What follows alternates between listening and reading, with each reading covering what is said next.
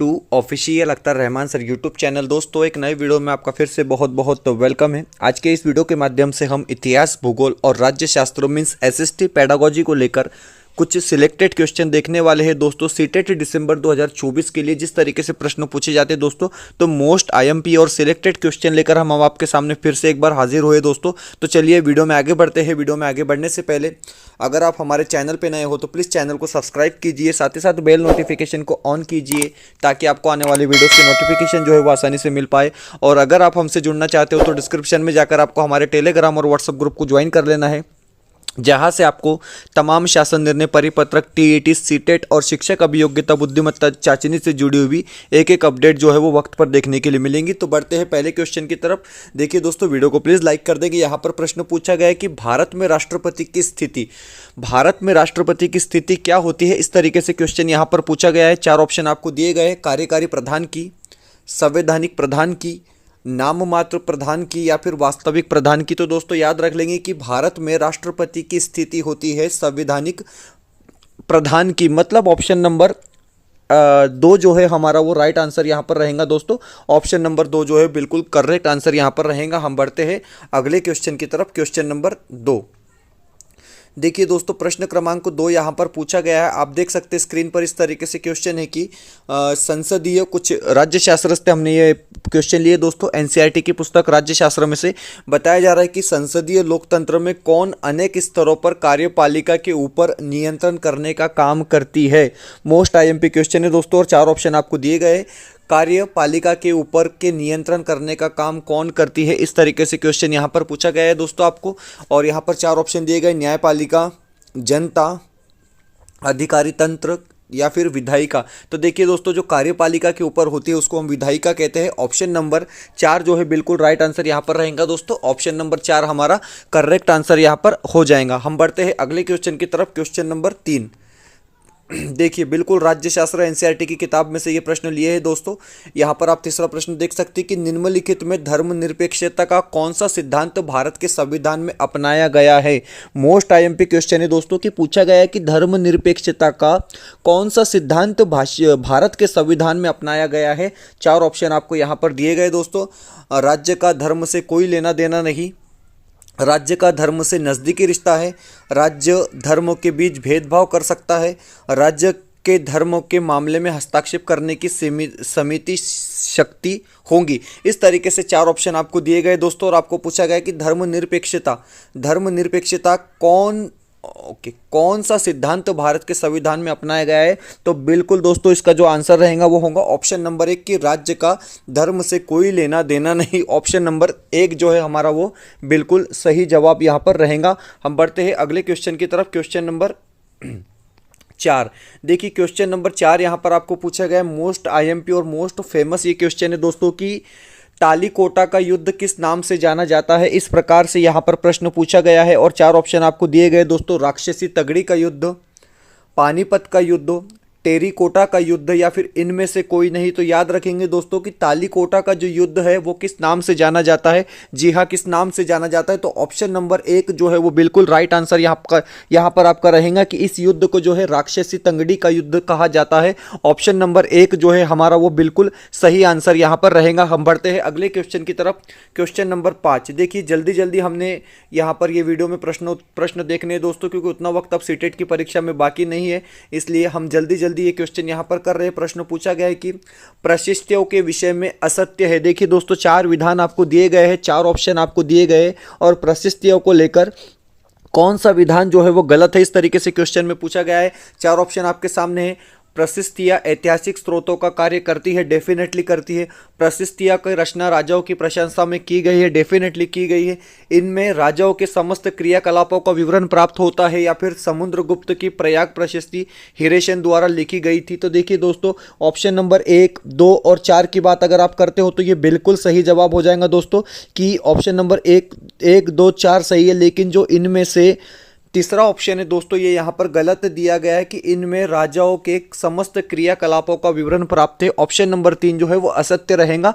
बिल्कुल option number 3 हमारा right answer यहाँ पर होगा दोस्तों। बढ़ते हैं हम अगले क्वेश्चन की तरफ। क्वेश्चन नंबर 5 देखिए, क्वेश्चन नंबर 5 यहाँ पर आपको पूछा गया है कि मरुस्थलीय क्षेत्रों में पवन द्वारा अपरदित स्थलाकृत कौन सी है। इस तरीके से क्वेश्चन यहां पर पूछा गया है। चार ऑप्शन आपके सामने रखे गए, हिमोड, सर्क, सोरेन या फिर छत्रक सेल। तो याद रखेंगे दोस्तों कि मरुस्थलीय क्षेत्र में पवन द्वारा अपरदित स्थलाकृति कौन सी है, तो छत्रक सेल। ऑप्शन नंबर 4 जो है हमारा वो बिल्कुल राइट आंसर यहां पर रहेगा। ऑप्शन नंबर 4 करेक्ट आंसर यहां पर हो जाएगा। बढ़ते हैं अगले क्वेश्चन की तरफ। क्वेश्चन नंबर 7 देखिए, प्रश्न क्रमांक 7 यहां पर पूछा गया है कि ब्रह्म समाज के विषय में क्या असत्य है। देखिए दोस्तों, फिर से आपको एक बार 4 विधान यहां पर दिए गए और ब्रह्म समाज के संदर्भ में ये 4 विधान आपके सामने यहां पर दिए गए और आपको बताना है कि इनमें से कौन सा विधान जो है वो असत्य है या गलत है। 4 ऑप्शन आपके सामने है। ऑप्शन नंबर 1, यह एकेश्वरवाद में विश्वास करता था। डेफिनेटली करता था, पहला विधान तो बिल्कुल सही है। हम असत्य विधान को खोज रहे हैं दोस्तों यहाँ पर। यह मानता है कि ईश्वर सभी का है। डेफिनेटली दूसरा विधान भी जो है बिल्कुल सही है। ब्रह्म समाज के संदर्भ में यह मानता है कि ईश्वर की मूर्ति पूजा करनी चाहिए। तो देखिए दोस्तों, ब्रह्म समाज में ऐसा कभी भी नहीं कहा गया है। और चौथे ऑप्शन में बताया जा रहा है कि यह मानता है कि मनुष्य को परोपकार करना चाहिए। तो बिल्कुल ऑप्शन नंबर 3, 4 भी जो है सही है दोस्तों। 3, 1, 2, 4 सही है, लेकिन ऑप्शन नंबर 3 जो है यहाँ पर गलत दिया है दोस्तों। तो ब्रह्म समाज के संदर्भ में जो असत्य विधान को हम ढूंढ रहे थे, असत्य विधान को हम खोज रहे थे दोस्तों, तो वो ऑप्शन नंबर 3 हमारा यहां पर हो जाएगा। हम बढ़ते हैं अगले क्वेश्चन की तरफ। क्वेश्चन नंबर 8 देखिए, question number 8 most IMP question है दोस्तों। बार बार सीटेट की परीक्षा में ये प्रश्न जो है एसएसटी पेडागोजी के सेक्शन में दोस्तों पूछा जा चुका है कि पृथ्वी का आकार कैसा है। पृथ्वी का आकार डैश डैश है। इस तरीके से क्वेश्चन यहां पर पूछा गया है। 4 ऑप्शन आपको दिए गए, गोल है, गोलाब है, अंडाकार है या फिर भूआब है। तो आपको पता होना चाहिए दोस्तों कि पृथ्वी का आकार कैसा है। तो पृथ्वी का आकार इस तरीके से है दोस्तों। तो मतलब ऑप्शन नंबर 3 जो है हमारा वो राइट आंसर यहां पर रहेगा, अंडाकार है। ऑप्शन नंबर 3 जो है हमारा वो बिल्कुल सही आंसर यहां पर रहेगा दोस्तों। हम बढ़ते हैं अगले क्वेश्चन की तरफ। क्वेश्चन नंबर 9 देखिए, क्वेश्चन नंबर 9 इस तरीके से यहां पर पूछा गया दोस्तों। कुछ बड़े बड़े क्वेश्चन भी आपको सीटेट की परीक्षा में जो है हर बार देखने के लिए मिलते हैं। पूछा गया है कि वंदे मातरम योजना क्या है। देखिए, मोस्ट आईएमपी ये क्वेश्चन है और यहाँ पर आपको बताना है कि जो वंदे मातरम योजना है वो क्या है। इस तरीके से प्रश्न यहाँ पर पूछा गया है। 4 ऑप्शन आपको दिए गए, रक्षा के क्षेत्रों में नए रुंगरोटों को प्रोत्साहन की योजना, मातृत्व मृत्यु दर को कम करने हेतु लोक तथा निजी क्षेत्रों में सहयोग की एक पहल, सरकार द्वारा प्रायोजित गरीब एवं निश्चित महिलाओं हेतु योजना या फिर गर्भवती महिलाओं को HIV एड्स से बचाव की योजना। इस तरीके से 4 ऑप्शन आपको यहां पर दिए गए दोस्तों। अगर आप इसके बारे में जानते हैं तो ठीक है, अगर इसके बारे में आप नहीं जानते मतलब आप वंदे मातरम योजना के बारे में नहीं जानते हैं दोस्तों, तो अभी यहां पर आप जान लेंगे कि वंदे मातरम योजना का मतलब होता है दोस्तों कि मातृत्व मृत्यु दर को कम करने हेतु लोक तथा निजी क्षेत्रों में सहयोग की एक पहल। मतलब ऑप्शन नंबर 2 जो है हमारा वो राइट आंसर दोस्तों यहाँ पर रहने वाला है। ऑप्शन नंबर 2 जो है हमारा वो बिल्कुल सही जवाब यहाँ पर हो जाएगा। हम बढ़ते हैं अगले क्वेश्चन की तरफ। प्रश्न क्रमांक 10 देखिए, प्रश्न क्रमांक 10 यहाँ पर पूछा गया है कि निम्नलिखित में से कौन लोक सभा की शक्ति नहीं है।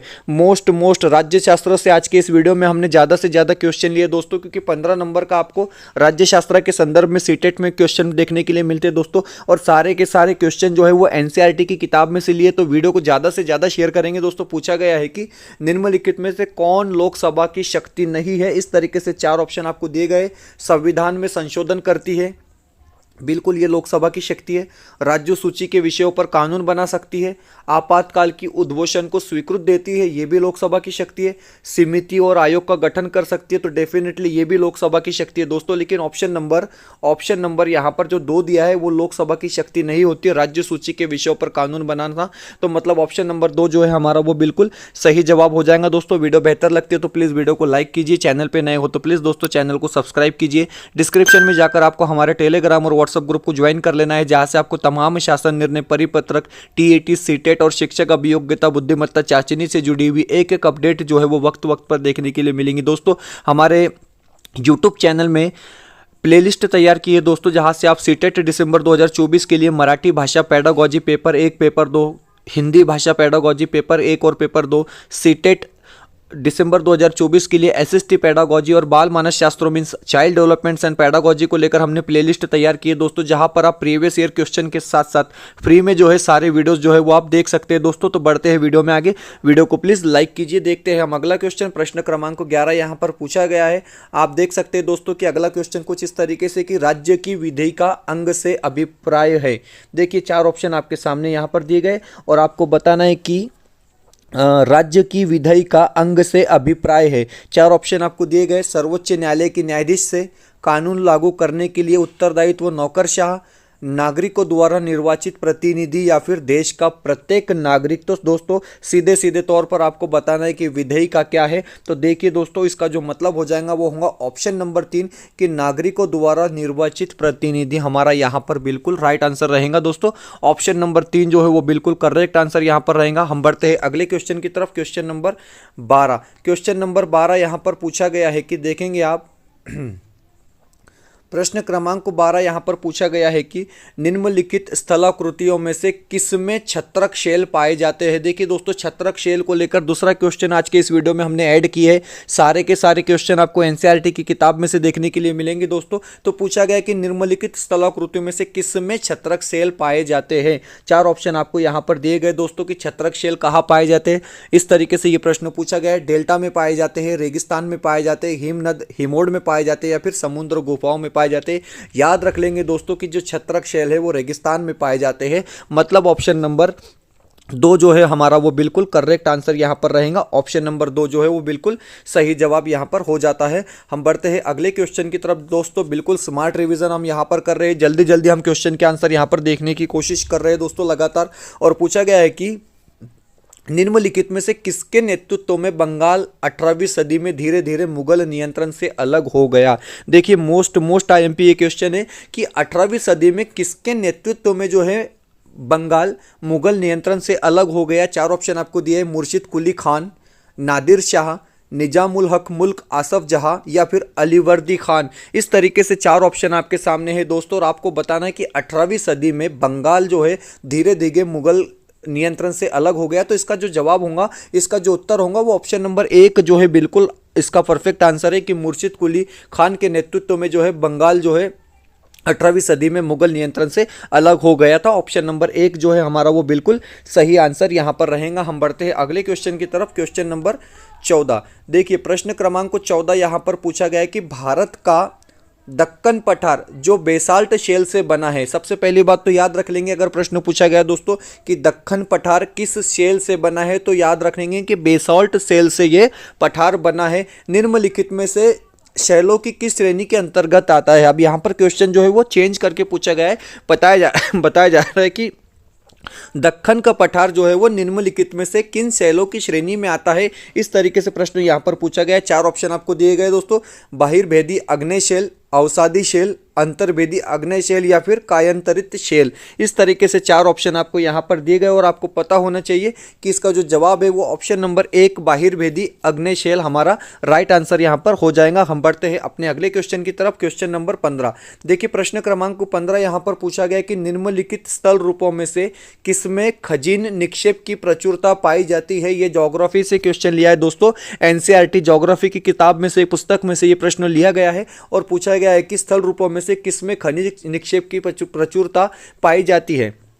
4 ऑप्शन आपके सामने हैं, मैदान, घाटी, पर्वत, पठार। इस तरीके से 4 ऑप्शन आपके सामने है दोस्तों। आपको बताना है कि निम्नलिखित स्थलों में से किसमें खनिज निक्षेप की प्रचुरता पाई जाती है। तो पठार इसका बिल्कुल राइट आंसर हो जाएगा। ऑप्शन नंबर 4 जो है हमारा वो बिल्कुल सही जवाब यहां पर रहेगा दोस्तों। पठार इसका बिल्कुल राइट आंसर यहां पर हो जाएगा। हम बढ़ते हैं अगले क्वेश्चन की तरफ, क्वेश्चन नंबर 16। देखिए क्वेश्चन नंबर 16 जो है इस तरीके से पूछा गया है कि विनय पटक एक ग्रंथ है। सबसे पहले आपको पता होना चाहिए कि विनय पटक क्या है, इसके बारे में आपने पढ़ा होना चाहिए। ये ग्रंथ है जो अभिलेखित करता है। 4 ऑप्शन आपके सामने दिए गए, वैदिक कर्मकांड को, जैन धर्म की शिक्षाओं को, शिक्षा के माध्यम बातचीत को या फिर बौद्ध के नियम को। तो देखिए दोस्तों विनय पटक का जो संबंध होता है वो बौद्ध के नियमों से होता है। मतलब ऑप्शन नंबर 4 या ऑप्शन नंबर डी जो है आपका वो बिल्कुल राइट आंसर यहां पर हो जाएगा। विनय पटक का संबंध जो है वो बौद्ध नियमों से होता है दोस्तों। अब बढ़ते हैं हम अगले क्वेश्चन की तरफ, क्वेश्चन नंबर 17। देखिए प्रश्न क्रमांक 17 यहां पर पूछा गया है कि सुनहरी जरी निम्नलिखित में से किसकी एक किस्म है। मोस्ट आईएमपी ये क्वेश्चन है दोस्तों। 4 ऑप्शन आपको दिए गए कि सुनहरी जरी निम्नलिखित में से किसकी एक किस्म है? सूती वस्त्र की, नायलॉन की, जूट की या फिर सिल्क की। तो देखिए दोस्तों, सुनहरी जरी का अगर आप नाम सुनोगे तो इसका जो संबंध होता है वो सिल्क से होता है। किससे होता है? तो सिल्क से होता है। ऑप्शन नंबर 4 जो है हमारा एक बार फिर से राइट आंसर यहाँ पर हो जाएगा दोस्तों। कुछ नागरिक शास्त्र की किताब से भी हमने यहाँ पर प्रश्न लिए हैं दोस्तों, आप देख सकते हैं। बिल्कुल एनसीईआरटी की किताब में से हमने स्टडी कर खुद ये क्वेश्चन बनाया है दोस्तों। यहाँ पर पूछा गया है कि नागरिक शास्त्र की नामावली में राष्ट्रीय पाठ्यचर्या की रूपरेखा एनसीएफ 2005 ने बदलाव का क्या सुझाव दिया है? इस तरीके से यहां पर प्रश्न पूछा गया। 4 ऑप्शन दिए गए, सामाजिक और राजनीतिक जीवन, अर्थशास्त्र, भूगोल, इतिहास। तो देखिए दोस्तों, नागरिक शास्त्र की नामावली में राष्ट्रीय पाठ्यचर्या की रूपरेखा एनसीएफ 2005 ने बदलाव का सुझाव दिया था सामाजिक और राजनीतिक जीवन। ऑप्शन नंबर 1 जो है वो बिल्कुल राइट आंसर यहां पर हो जाएगा दोस्तों। ऑप्शन नंबर 1 जो है हमारा वो बिल्कुल सही जवाब यहां पर रहने वाला है, सामाजिक और राजनीतिक जीवन। चलिए बढ़ते हैं अगले क्वेश्चन की तरफ। क्वेश्चन नंबर 19 देखिए, प्रश्न क्रमांक 19 यहाँ पर पूछा गया है कि आप देखेंगे निम्नलिखित में से उच्च प्राथमिक स्तर पर, ये पेडागोजी का क्वेश्चन है दोस्तों, क्योंकि सीटेट एसएसटी सेक्शन में भी आपको 15 नंबर की पेडागोजी पूछी जाती है। हर सब्जेक्ट में आपको 15 नंबर की पेडागोजी दोस्तों जो है सीटेट में देखने के लिए मिलती है। प्रश्न पूछा गया है कि निम्नलिखित में से उच्च प्राथमिक स्तर पर सामाजिक विज्ञान के कक्ष में आप किस मूल्यों पर सबसे कम बल देंगे?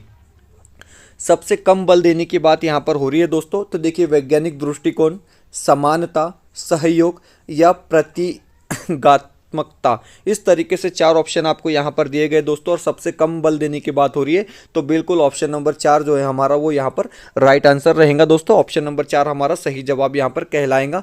हम बढ़ते हैं अपने अगले सवाल की तरफ। सवाल नंबर 20 देखिए, सवाल नंबर 20 पूछा गया है कि शिक्षार्थियों के संकलनात्मक आकलन का उद्देश्य क्या है? शिक्षार्थी मतलब विद्यार्थी, विद्यार्थियों के संकलनात्मक आकलन का उद्देश्य क्या है? इस तरीके से यहाँ पर क्वेश्चन पूछा गया है दोस्तों। 4 ऑप्शन आपके सामने रखे गए, परियोजना का आकलन, पाठ के अंत में आकलन, सत्र के सप्ताह होने पर आकलन या फिर कक्षा के दौरान आकलन। इस तरीके से 4 ऑप्शन आपको यहाँ पर दिए दोस्तों, और पूछा गया कि शिक्षार्थियों के संकलनात्मक आकलन का उद्देश्य क्या है। तो देखिए, इसके लिए जो सही आंसर यहाँ पर रहेगा दोस्तों, आप जान लेंगे कि इसके लिए जो सही आंसर होगा वो होगा ऑप्शन नंबर 3, सत्र के समाप्त होने पर आकलन। इस तरीके से इसका जवाब ऑप्शन नंबर 3 यहाँ पर रहेगा दोस्तों। तो इस तरीके से सीटेट दिसंबर 2024 के लिए एसएसटी पेडागोजी, इतिहास, भूगोल और राज्य शास्त्र के दोस्तों एनसीईआरटी की किताब में से कुछ सिलेक्टेड क्वेश्चन हम आपके लिए लेकर आए थे दोस्तों, कि जो परीक्षा की दृष्टि से मोस्ट आईएमपी क्वेश्चन है दोस्तों। इसी तरीके की वीडियो देखने के लिए प्लीज हमारे चैनल को सब्सक्राइब कीजिए। वीडियो बेहतर लगे तो प्लीज वीडियो को लाइक कीजिए दोस्तों। डिस्क्रिप्शन में जाकर आपको हमारे टेलीग्राम और व्हाट्सएप ग्रुप को ज्वाइन कर लेना है, जहां से आपको तमाम शासन निर्णय परिपत्रक वक्त पर देखने के लिए मिलेंगे दोस्तों। साथ ही साथ अगर आप हमारे सीटेट से जुड़े हुए वीडियो देखना चाहते हैं दोस्तों बिल्कुल फ्री में, तो आपको हमारे प्लेलिस्ट में जाकर मराठी भाषा पेडागोजी, हिंदी भाषा पेडागोजी, एसएसटी पेडागोजी और चाइल्ड डेवलपमेंट एंड पेडागोजी की वीडियोस जो है वो प्लेलिस्ट के स्वरूप में दोस्तों हमारे चैनल पर हमने तैयार कर रखे। आप हमारे चैनल पर विजिट देकर ये तमाम वीडियो देख सकते हैं। मिलते हैं दोस्तों नए वीडियो में किसी बेहतर अपडेट के साथ।